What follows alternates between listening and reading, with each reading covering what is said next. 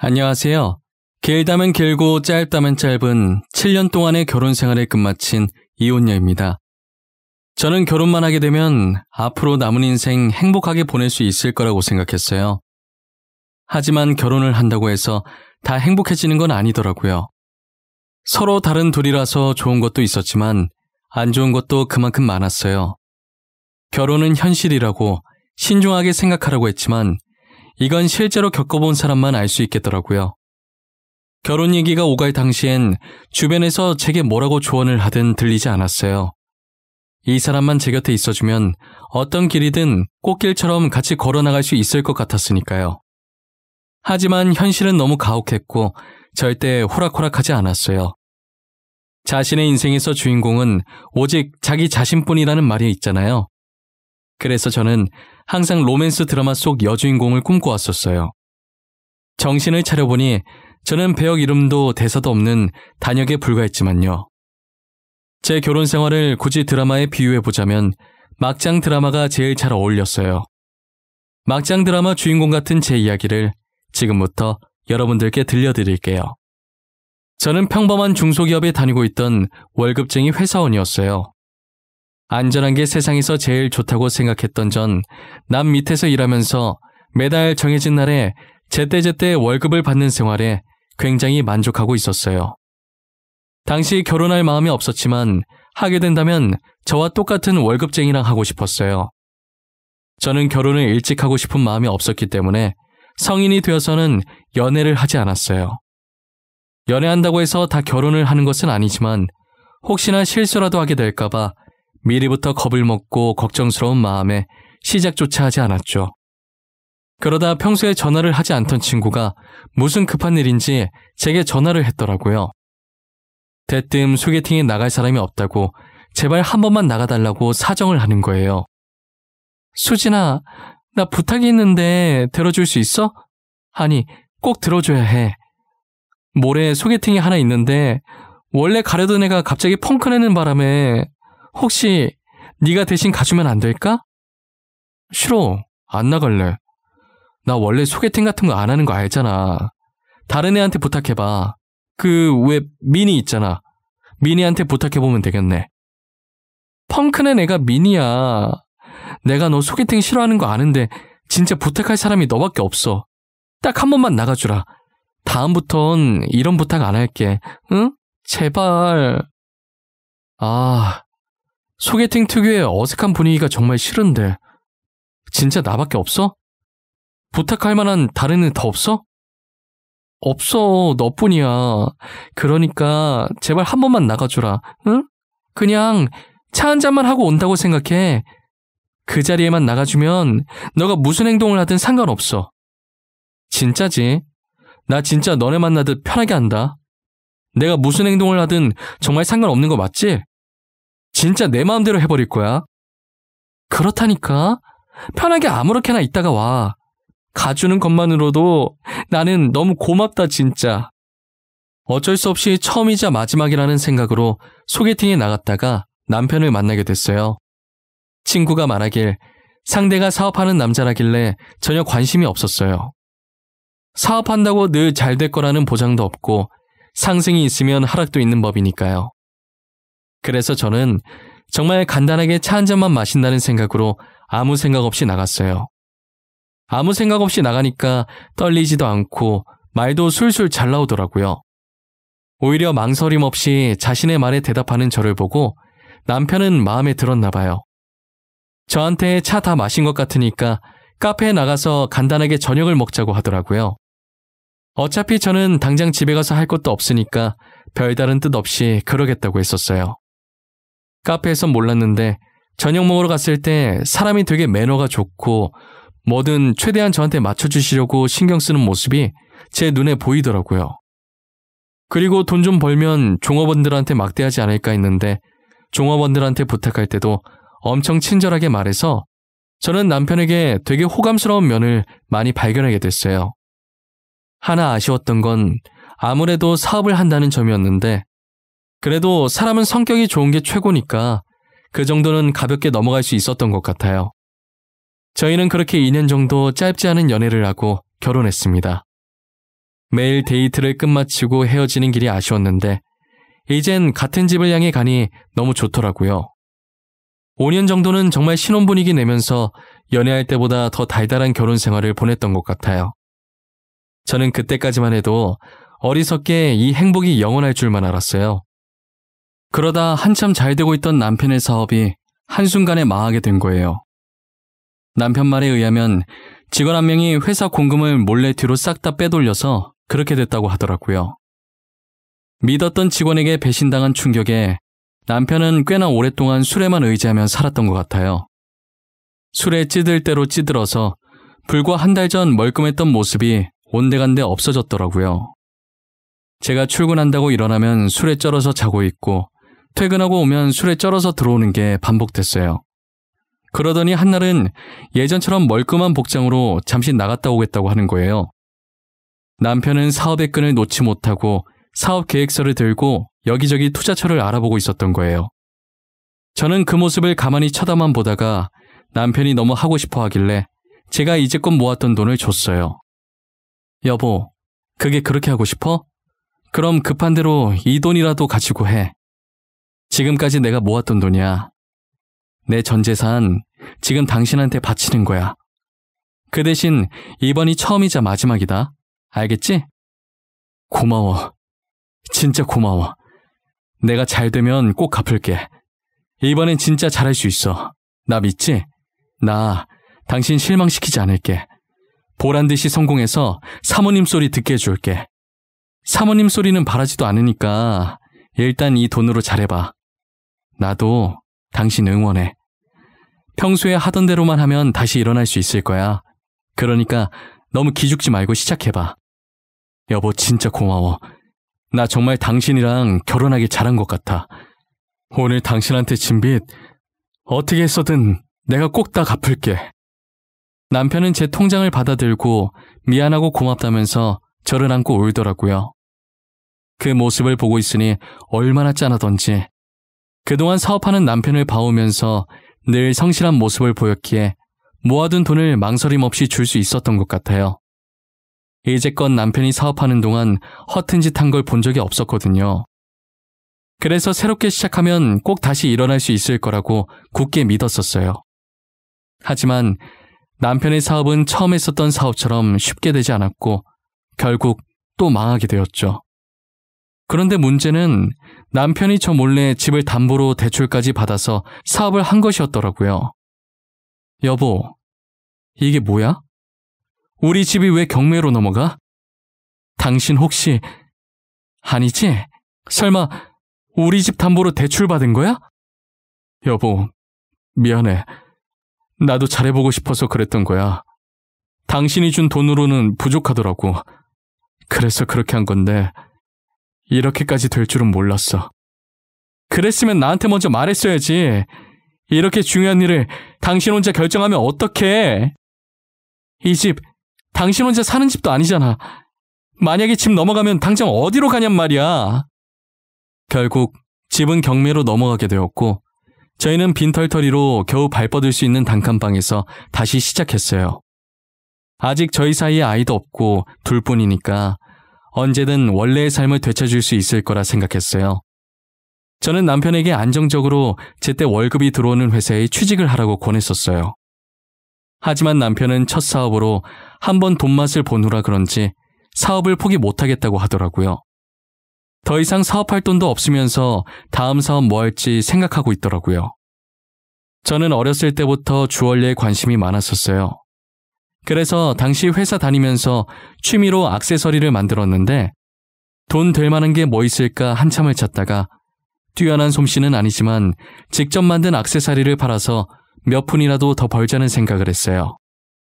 젊은 사람들 사이에 SNS가 한참 유행이었던지라 저는 SNS를 이용해서 액세서리를 팔고 있었어요. 직접 손수, 팔찌, 목걸이, 귀걸이를 만든 후 그 완성품을 찍어서 SNS에 게시물을 올려 하나씩 팔았었죠. 아무래도 제가 하나하나 일일이 만들어야 하는 수작업 제품이다 보니 하루 종일 회사에 있다가 퇴근하고 집에서 만들려고 하니 시간이 나지 않더라고요. 그래서 주말에 몰아서 만들고 평일에 하나씩 업로드해서 팔았었어요. 역시 뭐든 인맥이 중요한 건데 제가 인맥이 없어서 처음 시작부터 잘 될 리가 없었어요. 당시 제 계정 팔로워 수가 적어서 인형 눈알 붙이는 것보다는 못 벌었던 걸로 기억해요. 다시 집을 되찾기엔 매출이 너무 저조해서 접을까 생각도 했었지만 한 달에 5만 원이라도 더 벌 수 있으니 꾸준히 시간 내서 계속하고 있었어요. 그러다 제가 평소처럼 새로운 액세서리를 만든 후 사진을 찍어 짧은 코멘트와 함께 판매글을 올리고 예전 게시물 댓글 관리를 하고 있었는데 유독 한 제품에만 댓글이 엄청 달려있는 거예요. 혹시나 그 제품에 문제가 있는 건가 싶은 무서운 생각이 들면서 댓글 눌러보기가 무서워지더라고요. 그런 생각을 하는 와중에도 댓글은 계속 늘어나고 있길래 떨리는 손으로 댓글을 클릭해보았어요. 알고 보니 유명한 인플루언서가 제 귀걸이를 착용하고 제 계정 아이디를 적어놓은 거예요. 인플루언서의 글을 보고 사람들이 똑같은 제품 다시 판매해주면 안 되냐는 댓글을 달고 있었던 거죠. 그 제품뿐만 아니라 그 전에 올렸었던 제품들까지도 댓글이 달리기 시작했어요. 이게 무슨 일인가 어안이 벙벙했지만 제가 맞는 액세서리를 찾아주니 기분이 너무 좋더라고요. 저는 인플루언서 분께 너무 고맙다고 보답으로 소정의 선물을 드리고 싶다고 연락드렸어요. 희정님께서 제가 만든 귀걸이를 착용해 주셔서 덕분에 주문량이 많이 늘었어요. 너무 감사한 마음에 뭐라도 보답해드리고 싶어서 이렇게 연락드렸어요. 저는 보답하라고 한 거 아니에요. 제가 사장님 귀걸이를 몇 개 샀었는데 너무 이쁜 거예요. 그런데 사람들이 많이 모르는 것 같아서 좋은 곳이 있다는 걸 아셨으면 하는 바람에 글 적은 거였어요. 보잘것없는 저희 제품을 이렇게까지 아껴주셔서 정말 감사합니다. 제가 너무 감사해서 희정님께 소정의 선물을 꼭 드리고 싶은데 받아주시면 안 될까요? 제가 진짜 이런 거 바라고 글을 쓴 게 아닌데 그래도 사장님 마음인데 계속 거절하는 건 예의가 아니겠죠? 당연하죠. 거절하시면 저 정말 서운할 것 같아요. 거창한 선물이 아니니까 부담 갖지 마시고 편하게 받아주셨으면 좋겠어요. 인플루언서 분께 고마운 마음을 담아서 액세서리 몇 개를 더 만들어서 선물로 보내드렸어요. 인플루언서는 저의 단골 고객이 되었고 몇 번 연락을 하다 보니 자연스럽게 친해지게 되었죠. 덕분에 매출이 많이 올라서 월세긴 했지만 단칸방에서 오피스텔로 옮길 수 있게 되었어요. 하루에 기본으로 들어오는 주문량이 회사를 다니면서 병행할 수가 없을 만큼 많아져서 결국 저는 다니고 있던 회사에 사직서를 제출하고 액세서리 판매에만 집중을 했어요. 남편은 사업 실패 이후 일해서 돈 벌 생각도 안 하고 줄곧 집에서 술만 마셨댔어요. 집에서만 마시면 모르겠는데 제가 벌어온 돈으로 유흥까지 빠지기 시작한 거예요. 한날은 남편이 평소처럼 밖에서 술을 마시고 집에 들어왔는데 여자 향수 냄새가 진동을 했죠. 저는 100번 양보해서 스트레스 풀 곳이 없으니 한두 번 정도는 갈 수 있다고 생각했어요. 제가 별말 하지 않으니 그래도 된다고 생각한 건지 거기서 만난 여자랑 바람을 피우고 있더라고요. 유흥에 빠졌다는 건 애진장이 알고 있었지만 바람 피고 있다는 걸 전혀 몰랐었어요. 남편에 대한 믿음으로 의심조차 하지 않다가 상간녀가 저희 집까지 찾아오고 나서야 알게 되었죠. 그런 곳에서 만난 여자라 그런지 당돌하게 저한테 찾아와서 이혼을 해달라는 거예요. 어찌나 당당하던지 제가 남편을 뺏긴 사람이 아니라 뺏은 사람인 줄 알겠더라고요. 처음엔 남편이 꽃뱀한테 잘못 걸렸구나 라고 생각해서 돌려보내려고 했는데 여자가 남편과 만나고 있는 중이라는 증거 사진들을 보여주더라고요. 저는 사진들을 보자마자 화가 나서 온몸이 떨리기 시작했고 동공이 흔들리더라고요. 여자는 제가 손을 떨며 사진을 들고 있자 코웃음을 한번 치더니 이혼 잘 생각해보라고 하고 가더라고요. 지금 나랑 뭐 하자는 거야? 내가 당신 옷에서 여자 향수 냄새 나도 아무 말 안 했어. 내가 호구라서 아무 말 안 한 줄 알아? 그렇게 좋으면 내가 이혼해 줄 테니까 그 여자랑 살지 그래? 여보, 미안해. 잘못했어. 잠깐 실수한 거야. 그러니까 한 번만 봐줘. 어?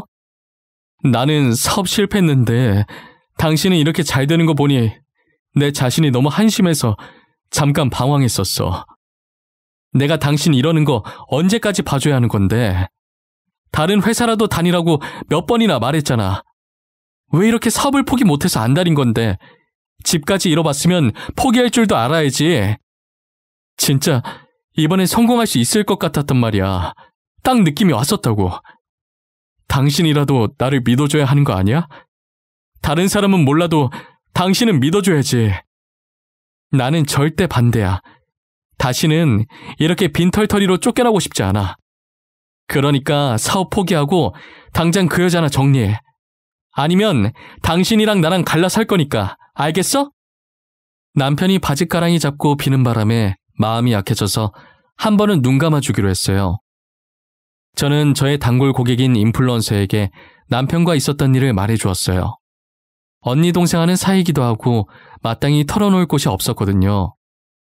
제 얘기를 듣고 대신 화내주면서 걱정되는 마음에 충고도 해주더라고요. 언니, 처음이 어렵지 두 번째는 쉬워. 그러니까 늘 의심하고 또 의심해봐. 돈은 넉넉하게 주지 말고, 알겠지? 그냥 돈을 안 주면 안 돼? 돈이 있으니까 그런 짓 하고 다니는 거 아니야.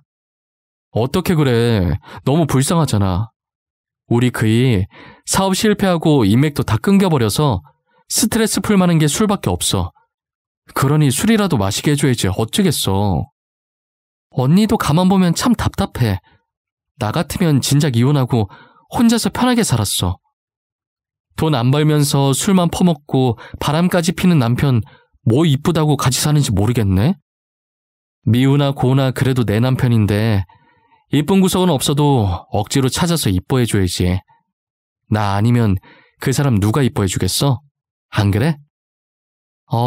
안 그래. 언니 시어머니나 그 바람난 여자가 이뻐해주겠지. 진짜 의심의 끈 놓지 마. 또 그 짓거리 하고 다닐지 누가 알아. 남편 절대 믿지 마. 저를 대신에 화내주는 인플루언서를 보며 웃겨서 조용히 웃었는데 어떻게 들은 건지 지금 이 상황에 화내도 모자랄 판에 웃음이 나오냐고 저만 혼났어요. 전화를 끊고 나니 처음은 어려워도 두 번째는 쉽다는 말이 계속 마음에 걸리더라고요. 그런데 얼마 지나지 않아서 인플루언서 말처럼 남편이 또 다른 여자와 바람을 피고 있더라고요. 남편이 최근 들어서 정신 차린 건지 취업 준비한다고 멀끔한 복장으로 밖에 나갔었어요. 저는 다시 처음 만났던 때로 돌아온 것 같은 남편의 모습에 흐뭇했어요. 평소에 제가 눈치가 정말 없는 편이거든요. 하지만 여자의 촉이라는 게 정말 무서운 거더라고요. 겉보기엔 아무런 문제가 없어 보이는데 어딘가 이상하게 찝찝한 기분이 드는 거예요. 평소에 잘 보지 않았던 남편의 휴대폰을 그날따라 꼭 봐야 할 것 같다는 생각이 들었어요. 알 수 없는 긴장감에 심장이 엄청 뛰길래 괜히 남편한테 들킬까봐 손으로 부여잡고 자는 척했어요. 남편이 자는 것을 확인하고 협탁 위에 올려져 있던 휴대폰을 몰래 들고 나와 확인하기 시작했어요. 혹시나 도중에 남편이 깰까봐 나오면서 소리 안 내려고 발가락에 얼마나 힘을 주고 있었는지 몰라요. 잠금이 걸려 있었는데 비밀번호가 남편 생일도 아니고 저희 기념일도 아닌 제 생일인 거예요. 잠금 해제되는 순간 비밀번호를 아내 생일로 해놓는 사람인데 제가 괜한 의심을 한 건가 미안했어요. 하지만 잠금 해제와 동시에 남편에게 온 카톡을 보고 미안함에서 분노로 뒤바뀌었어요.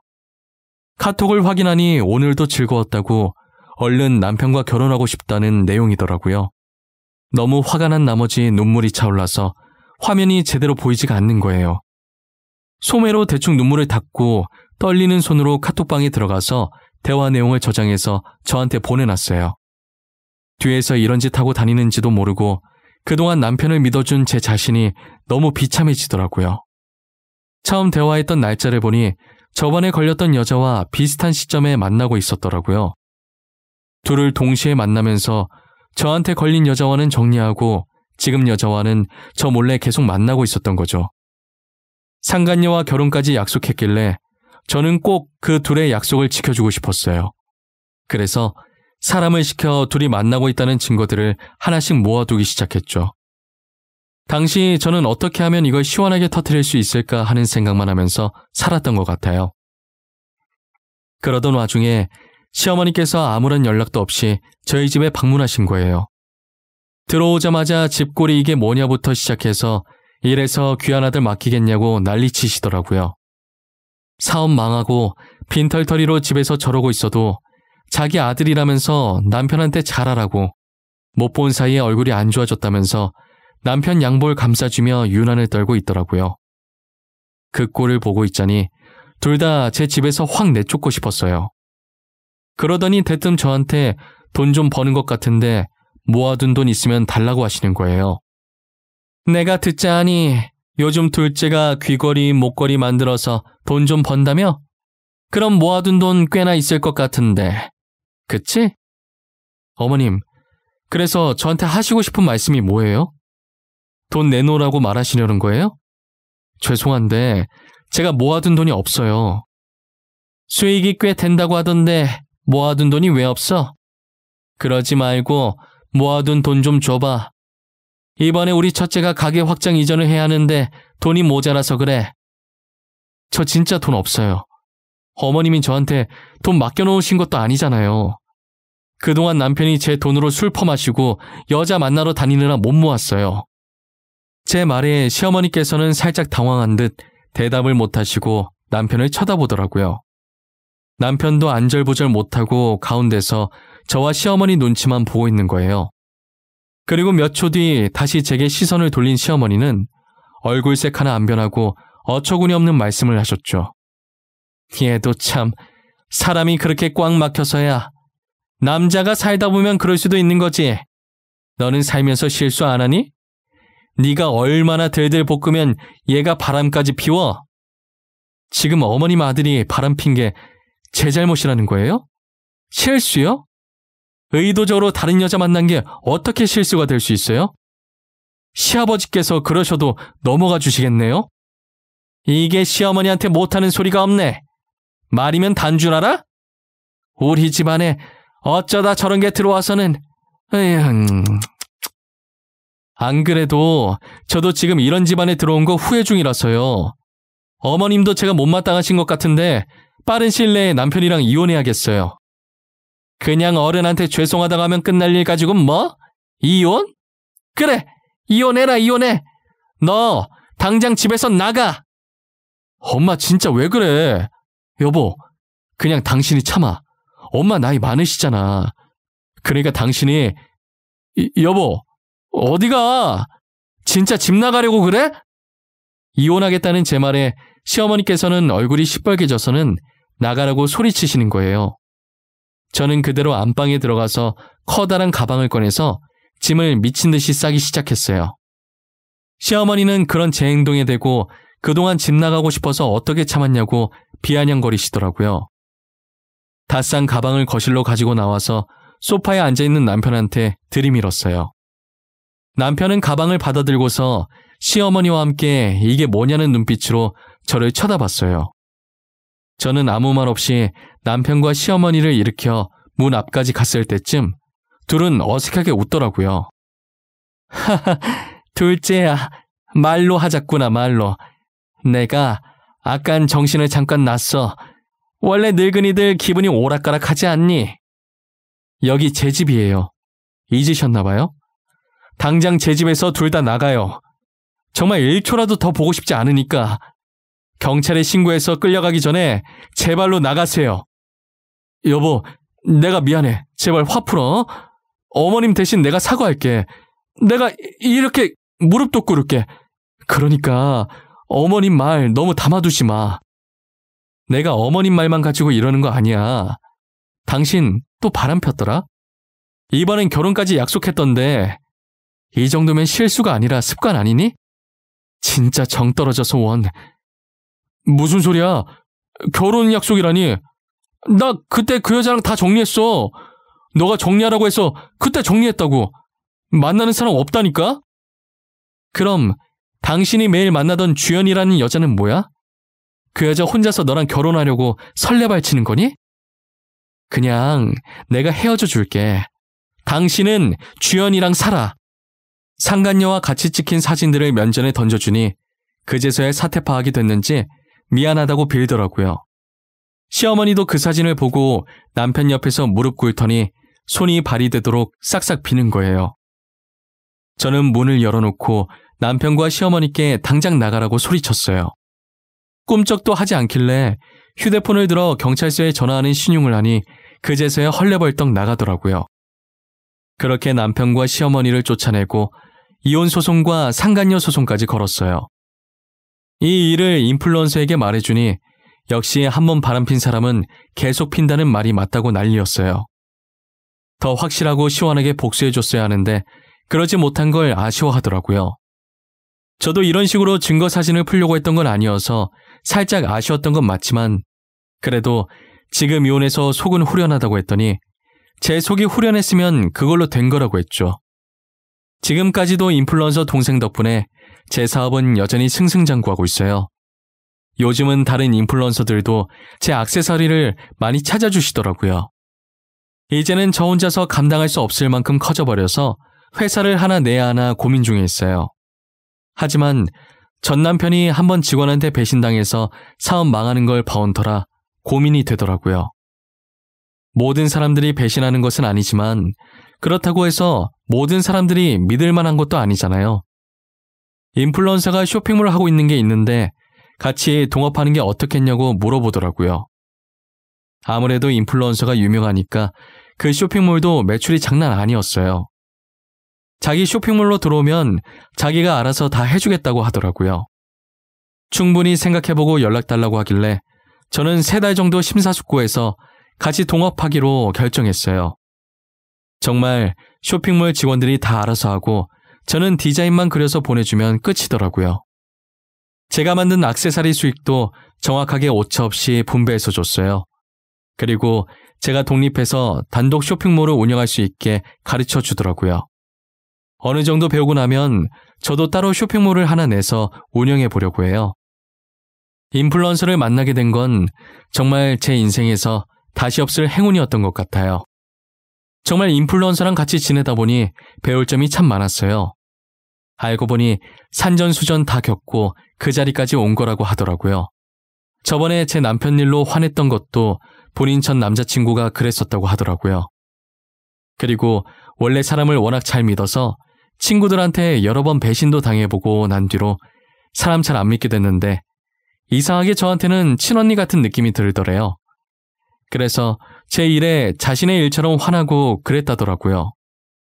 최근 들어서 전 남편한테 계속 연락이 오더라고요. 전 남편은 제게 과거는 다 잊고 다시 시작하자는데 저는 절대 받아주지 않았어요. 저와 이혼 후 상간녀 소송을 당한 여자가 전 남편을 찾아가 뺨을 때리고 난리도 아니었다고 하더라고요. 유부남이라는 사실을 속이고 총각 행세하며 여자를 만나왔던 거였죠. 결국 저랑 이혼하고 상간녀랑도 헤어지니 다시 거머리처럼 저한테 들러붙으려고 한 거예요. 가끔 전 시어머니도 찾아오시던데 진절머리 나서 이사하고 번호도 바꿔버렸답니다. 그렇게 저는 7년 동안의 결혼 생활을 완전히 끝마쳤어요. 지금 생각해보니 전 남편과 저 사이에 애가 없었던 게 정말 천만다행이었어요. 만약 애가 있었다면 제 성격에 애 때문이라도 참고 계속 살려고 했을 테니까요. 저는 현재 혼자서 지내는 생활에 매우 만족하면서 살고 있어요. 이렇게 하고 싶은 거 다 하면서 살 수 있었는데 왜 진작에 이혼하지 않았나 싶을 때가 많아요. 그래서 지금이라도 혼자서 행복하고 당당하게 화나는 일 있으면 화도 내면서 지내려고요. 여러분들도 화나는 일이 있을 때 저처럼 참지 말고 한번 질러보시길 바랄게요.